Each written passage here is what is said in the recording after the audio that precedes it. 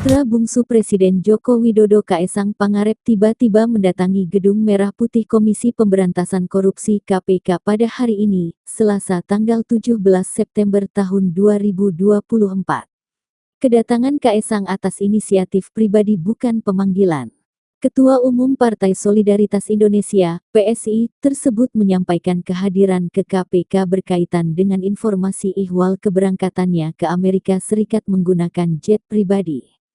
Saya menyampaikan informasi mengenai perjalanan saya ke AS yang menumpang atau nebeng teman saya, terangnya. Karena undangan, bukan karena panggilan, tapi inisiatif saya sendiri. Dan tadi saya juga di dalam mengklarifikasi mengenai perjalanan saya di tanggal 18 Agustus ke Amerika Serikat yang numpang atau bahasa tiketnya nebeng pesawatnya teman saya. Dan ada jalan lagi sih.